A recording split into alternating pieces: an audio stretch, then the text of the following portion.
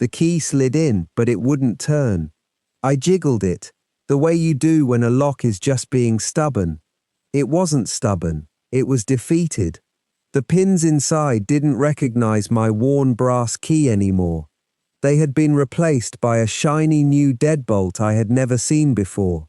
I felt the blood drain from my face, then rush back hot. I leaned my forehead against the cool wood of the door. My door. The door I had painted myself. The summer of 2005, when Kevin was 7. The summer I worked double shifts to afford the down payment.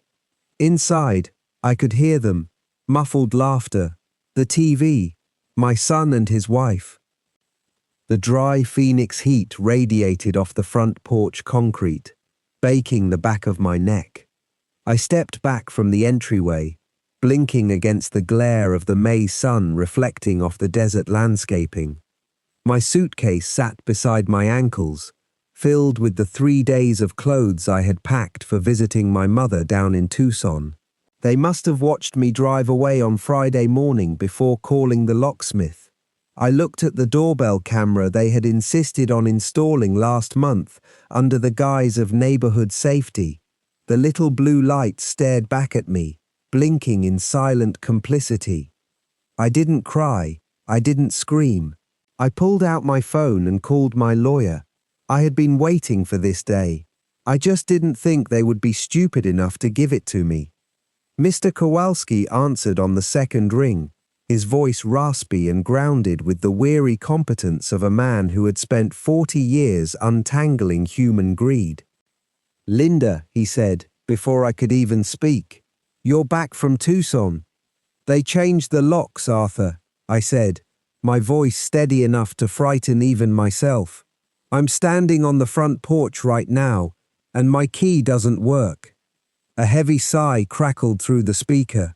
"I told you they were predictable. Did you leave anything of vital importance inside the house?" "Just my passport, my birth certificate, and a lifetime of letting Kevin think he was entitled to everything I bled for," I replied, staring at the brass numbers pinned to the stucco wall next to the porch light. "Is the trust finalized?" "Signed, sealed, and filed away on Tuesday afternoon," Mr. Kowalski said, a faint note of grim satisfaction edging into his tone. "The moment they locked that door and denied entry to the legal owner of record, the breach was complete. Under the terms we set up last month, their permissive occupancy terminated immediately. They are no longer guests or tenants. In the eyes of the law, they are unauthorized trespassers." "What do we do next?" I asked, turning my back to the door and looking out over the quiet suburban street. "We let the authorities handle the eviction notice first thing in the morning," he instructed. "Do not go back to that house tonight, Linda. Go stay with Maria. Let them sleep in their stolen comfort for one more night. It will make tomorrow morning all the sweeter." "Thank you, Arthur," I murmured, hanging up the phone. I picked up my suitcase, the plastic wheels scraping loudly against the concrete walkway as I hauled it back to my sedan.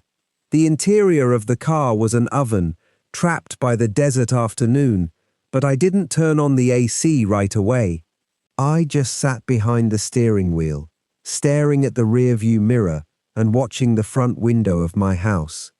A shadow moved behind the sheer curtains in the living room, Amber's silhouette distinct against the pale light of the television screen. For 20 years I had measured my breath, my sleep, and every dollar in my bank account by what my son might need. I had worked night shifts in the cardiac unit until my ankles swelled, all to ensure Kevin never felt the jagged edge of the poverty I grew up in. I pulled out of the driveway without looking back once. The drive to Maria's house took 20 minutes through the grid of suburban Phoenix, past strip malls baking in the dry spring air. Maria opened her front door before I even finished killing the engine, her face tight with a mix of worry and vindication. She didn't ask questions. She just reached out and pulled me into her kitchen, setting a hot mug of black coffee in front of me on the laminate counter. "They did it," Maria said flatly, leaning against the refrigerator with her arms crossed. "They did," I said, taking a slow sip of the bitter coffee. "Changed the locks while I was in Tucson. Amber probably thinks she finally won the prize." Maria snorted, shaking her head. "That girl has been eyeing your hardwood floors since the day Kevin brought her over for Sunday dinner.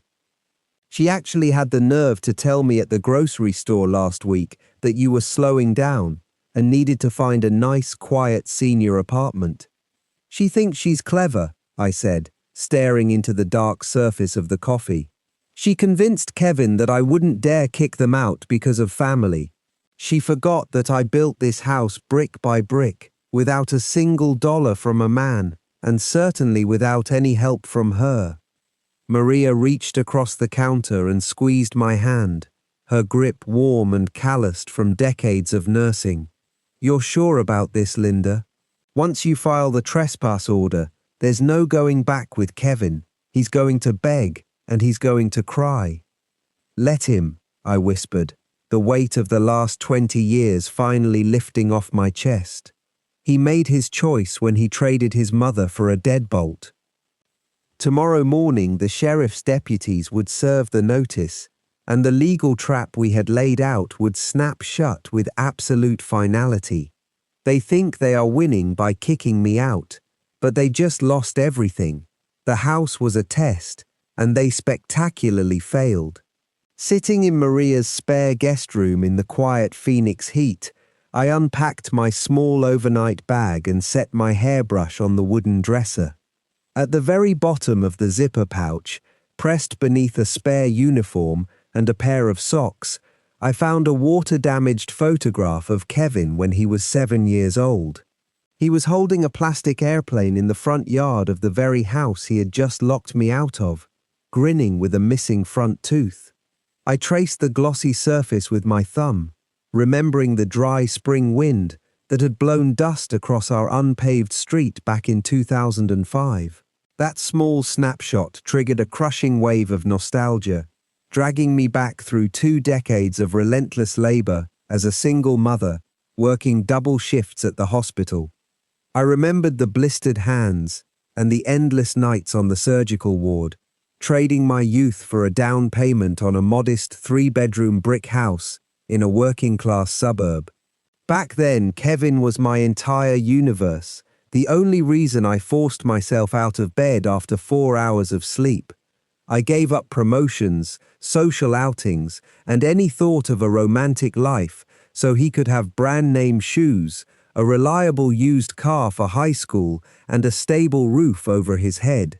I had taught him to be resourceful, or at least I thought I had, until Amber entered his life 3 years ago and systematically replaced my guidance with a cynical entitlement. The shift in my son had not happened overnight, but rather through a slow, calculated erosion of his gratitude. Amber was a 28-year-old retail associate with high-end tastes and an obsession with social media status, and she quickly decided my modest home was the launchpad for her ideal lifestyle. She began small, complaining about the vintage laminate countertops and the lack of smart home automation, planting the seed in Kevin's mind that they deserved better than my dated decor.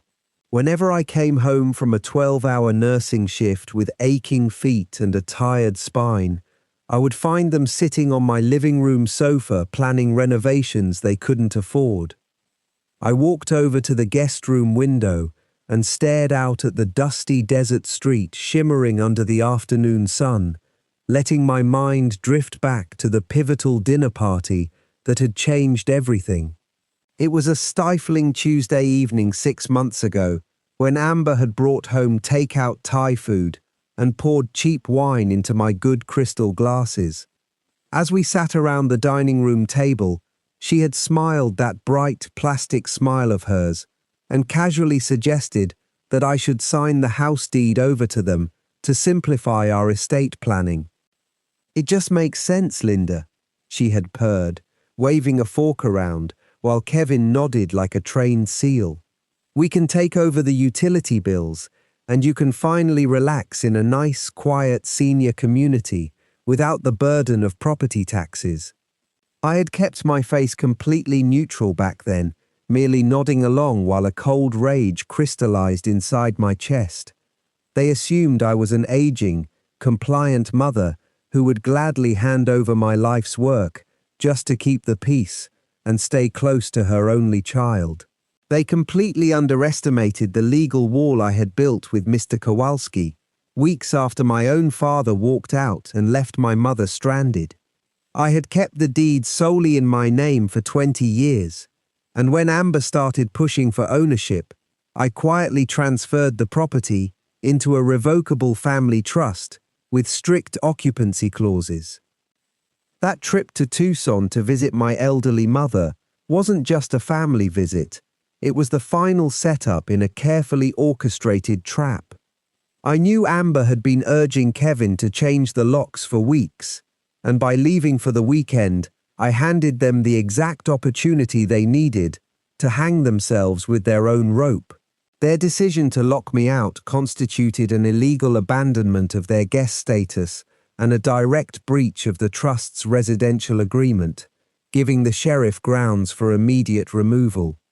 They thought they were staging a bold takeover of my property, but they had actually walked right into a legal executioner's block. I turned away from the window and picked up my phone, seeing a missed call from Mr. Kowalski's office regarding the morning's paperwork. Everything was signed, sealed, and ready for the deputies to execute at sunrise. They were sleeping in my bed right now, laughing at their own cleverness, completely unaware that their greed had just rendered them homeless. A month before the locks were ever changed, the tension in my Phoenix kitchen had grown thick enough to cut with a dull knife. Kevin was 26, slouching over the breakfast island with a bowl of cereal, while Amber scrolled through her phone with one hand and pointed at our kitchen cabinets with the other. "If you took down these upper cabinets and put in open glass shelving, the whole kitchen would look twice as big," Amber said, not looking up from her screen. "Kevin says you never use the good china anyway, so we could just donate it." I stopped pouring my coffee, the dark liquid splashing slightly against the ceramic rim. "I use that china every Thanksgiving, Amber, and those cabinets are solid oak. They aren't going anywhere." Kevin offered that weak, defensive shrug he always used when he wanted to avoid choosing between us. "Mum, she's just trying to help modernize the place. You've been living with the same interior since 2005. This house is mine, Kevin, and I happen to like my oak cabinets," I said, keeping my voice level despite the irritation burning in my chest. Amber finally set her phone down, her eyes narrowing slightly with that cold calculation I had come to recognize all too well. "Nobody's saying it isn't yours, Linda. But let's be realistic about who's going to be maintaining this place in 10 years when your joints start acting up." That dinner table argument was the exact moment I realized the conversation had shifted from casual redecoration to outright entitlement.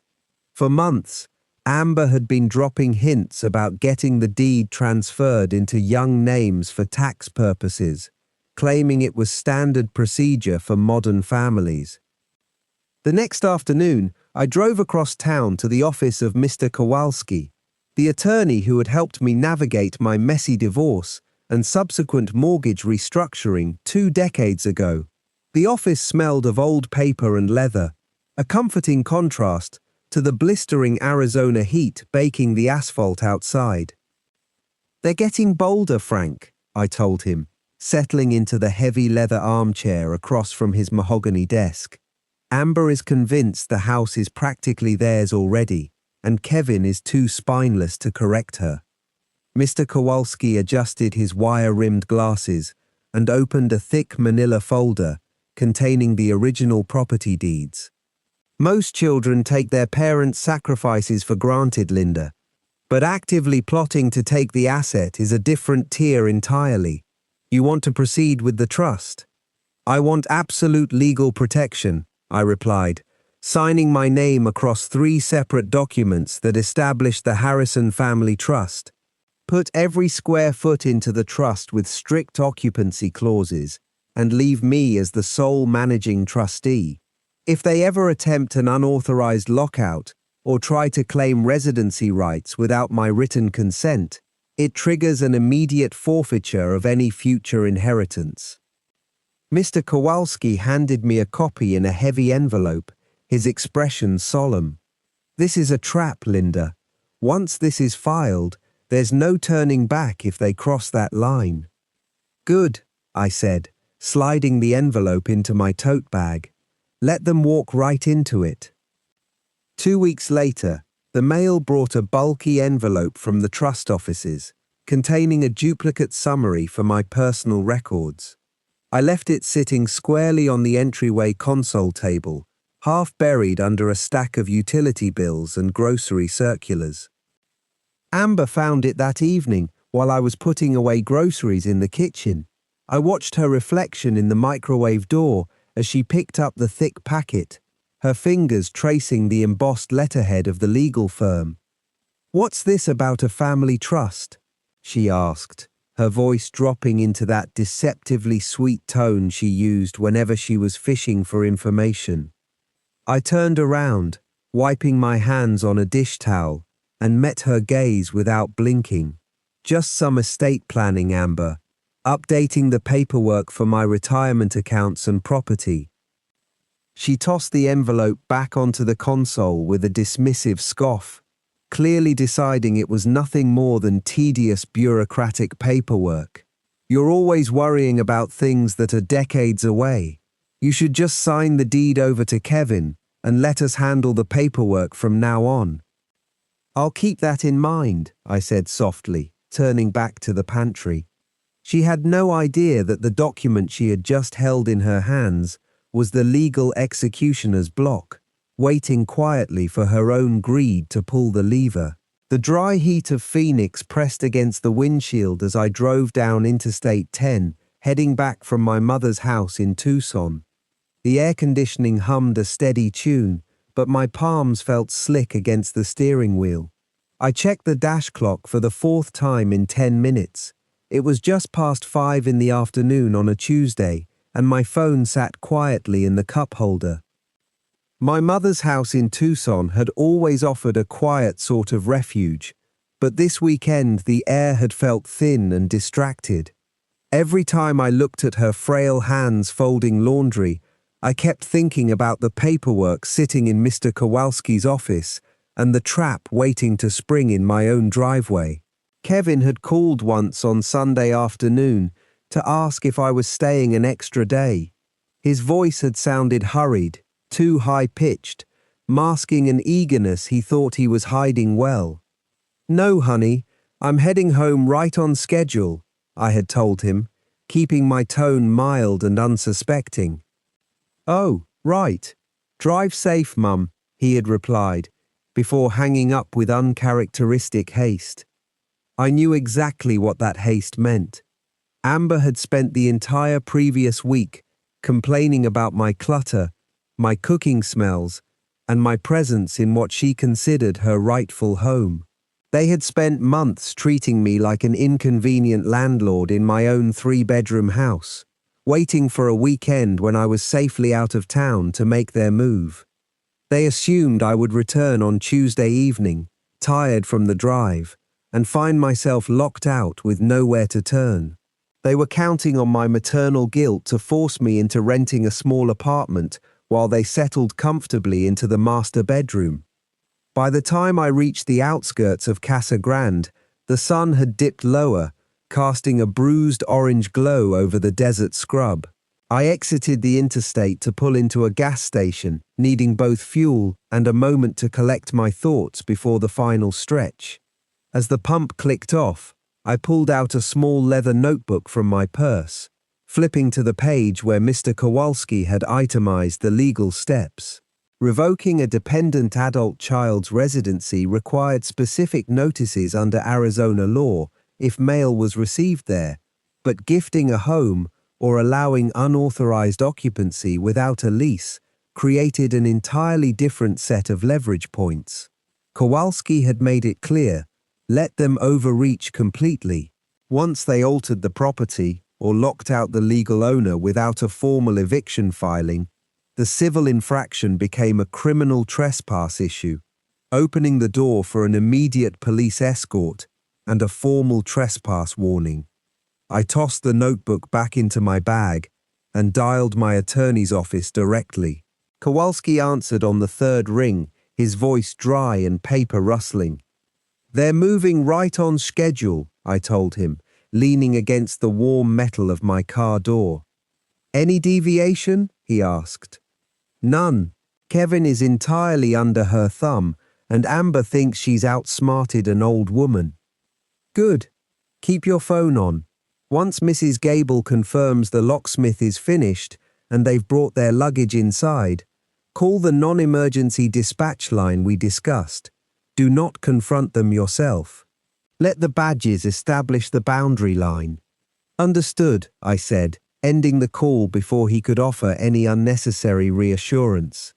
40 minutes later, I merged back onto the northbound lanes, the Phoenix skyline rising jagged against the bruised twilight.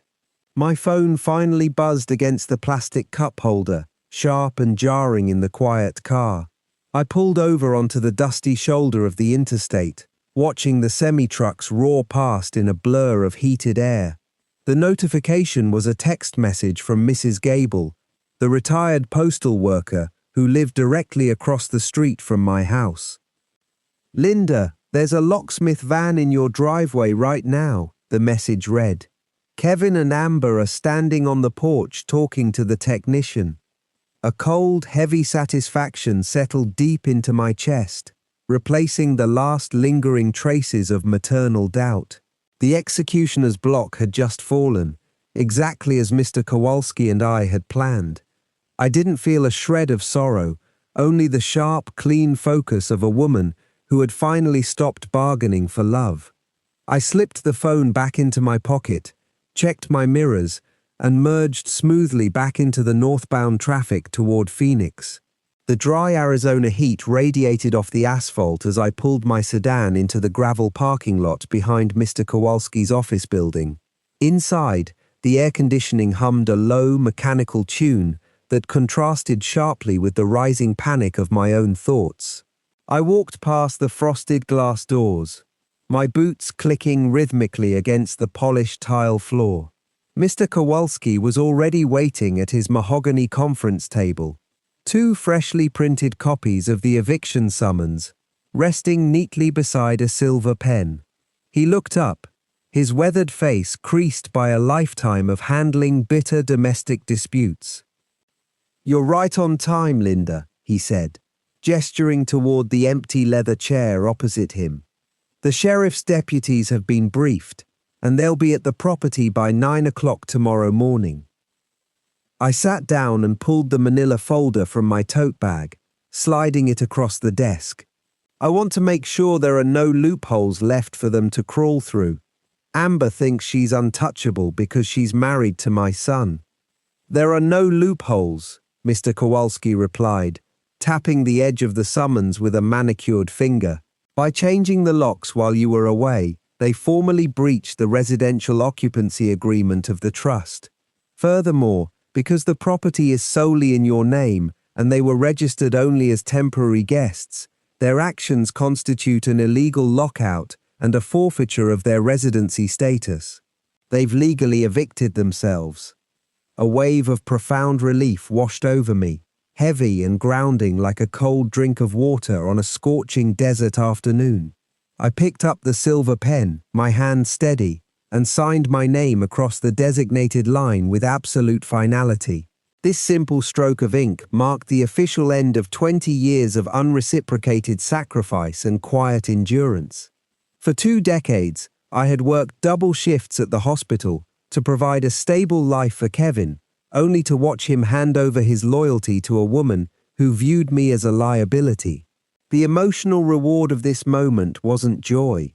It was the quiet, terrifying freedom of a person who had finally chosen self-respect over misplaced obligation. "What happens when they realize what's happening?" I asked, looking up to meet the lawyer's steady grey eyes. "They'll call you," Mr. Kowalski said bluntly. "They'll cry, they'll shout about family, and they'll threaten to cut you out of their lives forever. You need to turn your phone off, Linda.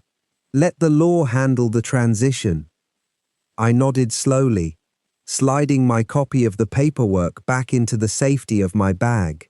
I stood up, shook his hand, and walked out into the blinding Phoenix sunlight, feeling lighter than I had in years.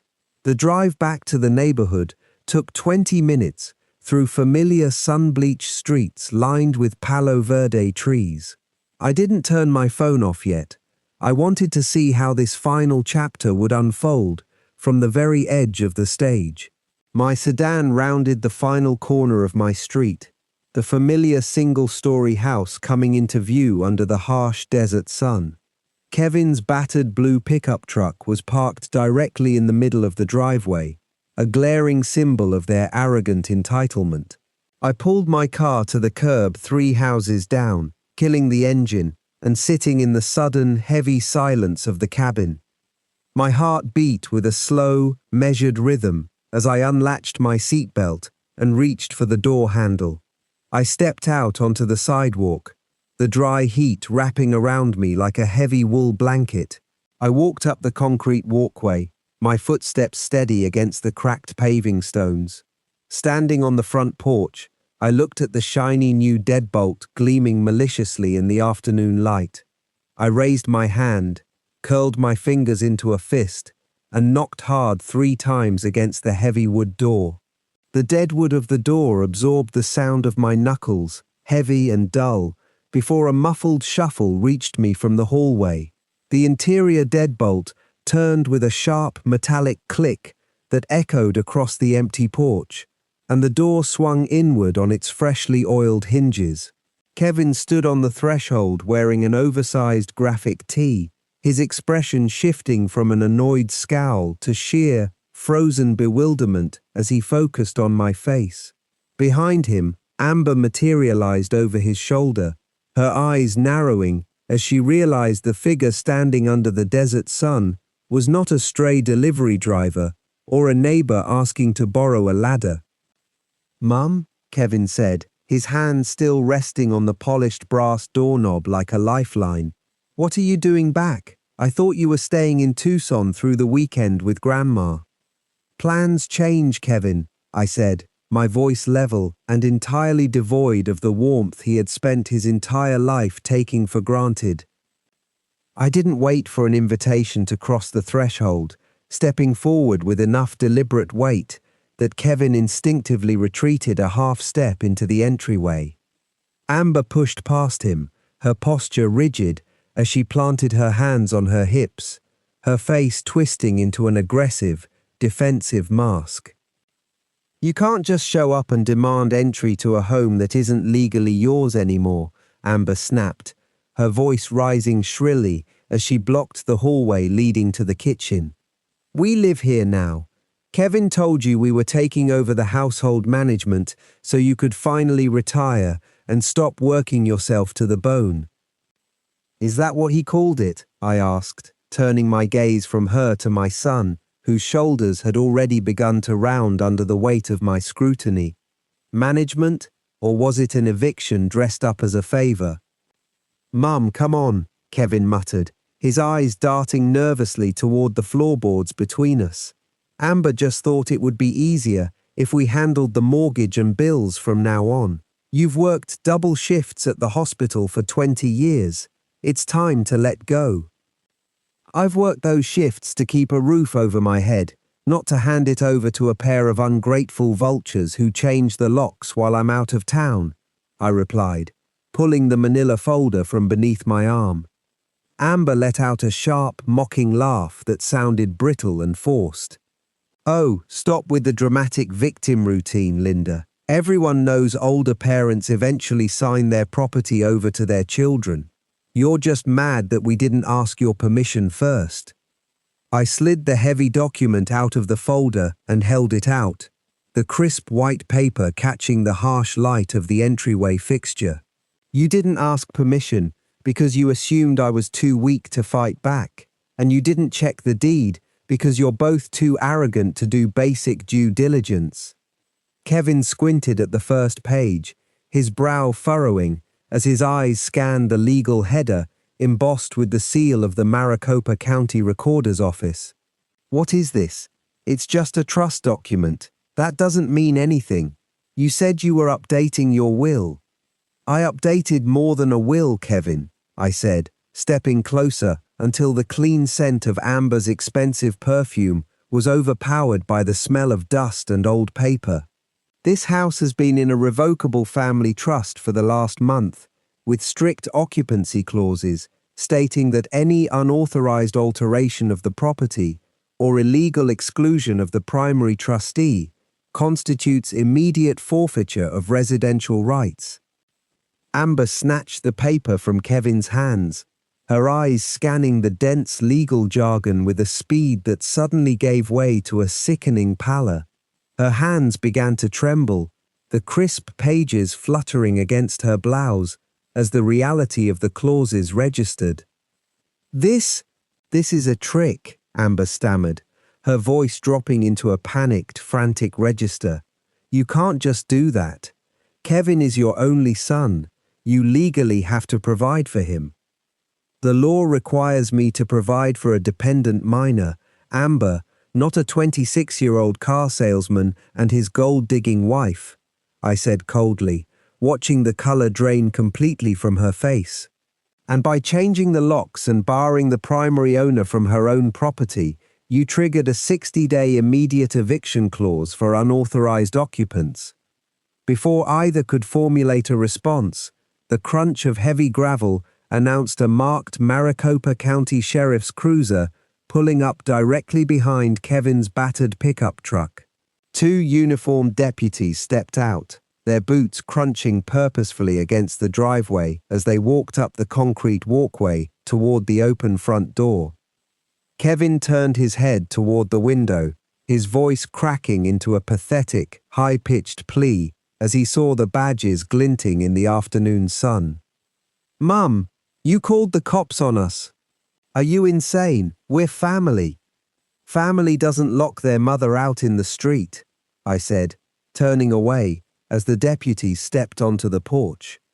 Officer Ramos, a tall man with graying temples whom I recognized from neighborhood watch meetings, nodded respectfully as he crossed the threshold. "Evening, Mrs. Harrison. We received the formal trespass and eviction execution notice from Mr. Kowalski's office," Officer Ramos said, his hand resting casually on his utility belt as he surveyed the tense scene. "Are these the unauthorized occupants named in the trust addendum?" "They are, officer," I said, stepping back to give the deputies clear access. "They've refused to vacate the premises after illegally changing the locks this morning." Amber shrieked, a high, piercing sound of pure rage and disbelief, as Officer Ramos stepped forward and placed a hand on Kevin's shoulder, guiding him toward the door. "Hold on a second. You can't just throw us out on the street," Amber screamed, lunging forward before the second deputy blocked her path with an immovable wall of dark fabric. "Kevin, do something. Tell her you're her son." Kevin didn't fight the deputy as he was guided out onto the porch. His head hung low in absolute humiliation, while his belongings remained scattered down the hall. I stood by the entryway mirror, watching their exit without a single flicker of pity or regret. They had rolled the dice on my lifetime of sacrifice, assuming my love was a weakness to exploit for an easy inheritance. Officer Ramos handed Amber a yellow copy of the formal eviction notice while she continued to hurl frantic insults at the front door. "You have 20 minutes to remove your personal property from the driveway, or it will be impounded as abandoned estate assets," Officer Ramos stated calmly, ignoring Amber's hysterical crying. I watched through the sidelight window as Kevin finally broke down, kicking the tire of his pickup truck in a fit of impotent rage, while Amber screamed curses into the desert air. My phone buzzed quietly in my pocket, displaying a short text message from Mr. Kowalski, confirming that the bank accounts and retirement funds were safely locked away in the secondary trust. I didn't rush to pack. The house was entirely mine again, every brick earned through decades of survival.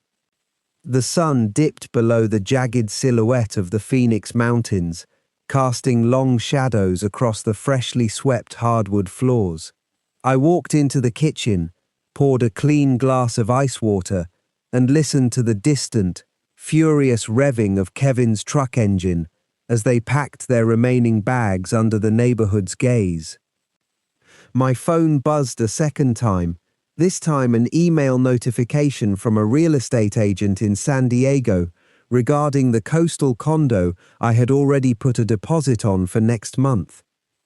I set the glass down on the granite countertop, listening to the heavy thud of a cardboard box hitting the front sidewalk as the deputies supervised their rushed departure.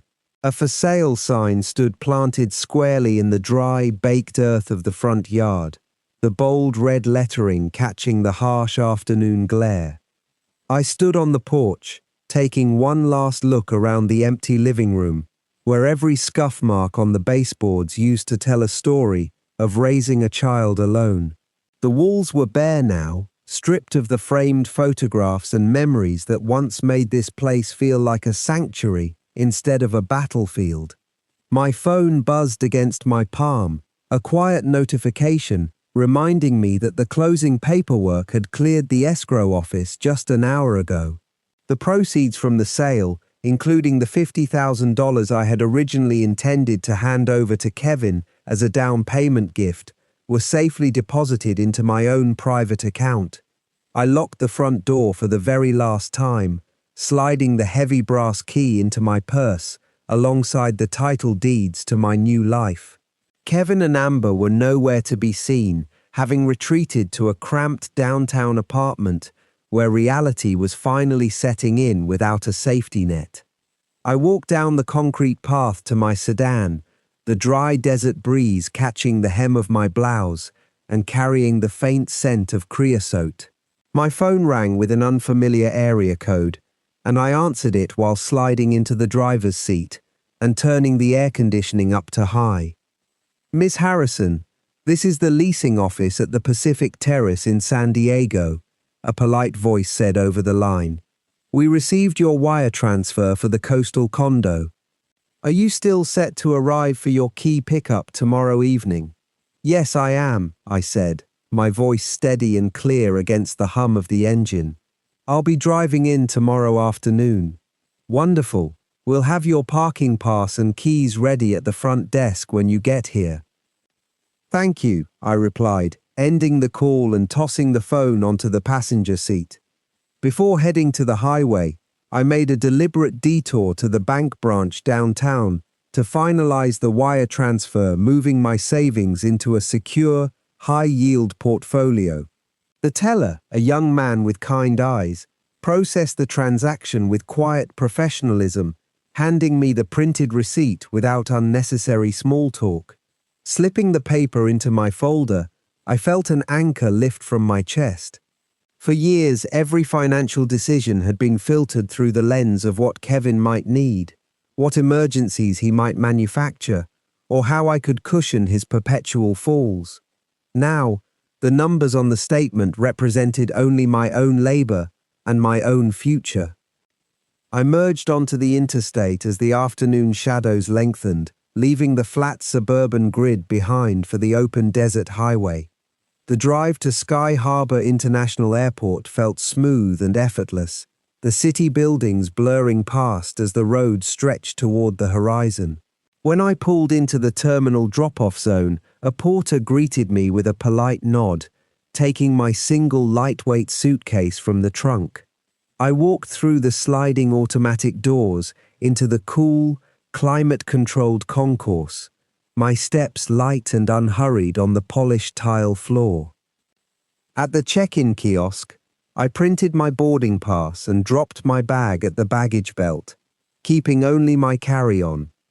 I stopped at the security checkpoint, slipping my ID and travel wallet out, while the low murmur of travelers surrounded me. I was 45 years old, a registered nurse with a clean slate, a healthy retirement fund, and a horizon that belonged entirely to me. For 2 decades, I had defined my existence by sacrifice, pouring every ounce of my energy into a son who viewed my devotion as a weakness to be exploited. The security agent waved me forward, and I stepped through the metal detector without setting off a single alarm. I retrieved my belongings from the bin and walked toward gate B14, watching the digital departure boards flash destinations across the country. My flight to San Diego was boarding on schedule, and I found a quiet seat near the window to watch the sunset paint the Arizona sky in shades of amber and violet. As I sat watching the planes taxi across the tarmac, my phone vibrated with an incoming text message from an unknown number, likely a burner phone Kevin had borrowed. I didn't open it. Instead, I pressed block and deleted the notification without a second glance. The lingering ache of betrayal had faded into a profound, grounding stillness, replaced by the quiet power of knowing I had saved myself. I opened my carry-on bag and pulled out a small, worn notebook, flipping past years of grocery lists and medical shift schedules to a blank page near the back. With a steady hand, I wrote down the address of the coastal condo, closing the cover with a satisfying snap before sliding it back into my bag. The boarding call echoed through the terminal speakers, summoning passengers for Flight 402 to the Pacific coast. I stood up, squared my shoulders, and joined the queue of travelers moving down the jet bridge toward a future I had finally chosen for myself. 6 months later, San Diego welcomed me with a cool morning breeze that smelled faintly of salt and damp kelp.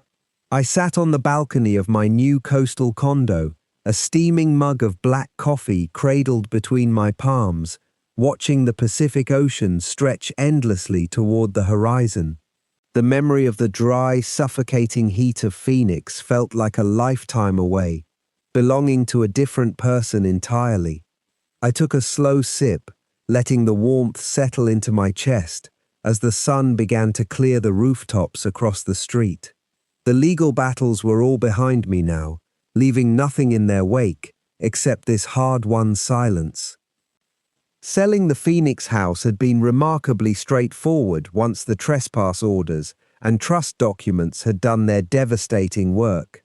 I didn't keep a single piece of furniture from that era, choosing instead to start fresh with minimalist pieces that reflected my own taste rather than decades of accommodating others. The $300,000 I had hidden away safely for years finally served its true purpose, securing this slice of ocean view serenity without needing a single signature from anyone else. For the first time since I was 19 years old, nobody else's demands or expectations dictated how I spent my mornings. Living alone required unlearning decades of automatic reactions. In the first weeks here, I caught myself tiptoeing down the hallway or waiting for an imaginary argument to erupt behind closed doors. By the 3rd month, those phantom pressures faded, replaced by the rhythm of grocery runs to the local farmers market and long afternoon walks along the seawall. I enrolled in a morning ceramics class at the community center, spending quiet hours shaping clay into simple, imperfect bowls that sat drying on my kitchen counter. For the first time, my mistakes belonged solely to me, and creation carried no hidden tax. My phone, resting quietly on the glass patio table, suddenly buzzed against the metal surface with a sharp, insistent vibration. I didn't rush to pick it up, knowing from experience that peace was a fragile thing best guarded by deliberate boundaries. I set my coffee mug down on a coaster and leaned back in the rattan chair, watching the seagulls wheeling lazily across the morning sky above the crashing waves. When the buzzing finally stopped, the sudden quiet felt even more profound than before. I reached out and tapped the screen, watching the notification light blink steadily in the morning light. A new text message sat in the preview window, sent from an unfamiliar local number that I instantly suspected belonged to my son. I opened the message and read the words on the screen. "Mum, please just talk to us. We have nowhere to go, and Amber is saying things we can't take back." I stared at the glowing text for a long, quiet moment, feeling not a single flicker of anger or pity, only the cold and final weight of closure. The text exposed the fragile reality of the life Kevin had chosen. The money was gone, the house was sold, and the illusion of security had dissolved the moment external support vanished. They had expected an endless well, failing to understand that wells run dry when no one bothers to replenish them. Instead of typing a response, I opened the settings menu, selected the unfamiliar number, and tapped block. The contact vanished into the digital ether, along with any lingering obligation to manage the fallout of their choices. I placed the phone back face down on the table, turning my gaze back out toward the endless expanse of the ocean. A pelican glided low over the swells, perfectly steady against the wind. I didn't reply.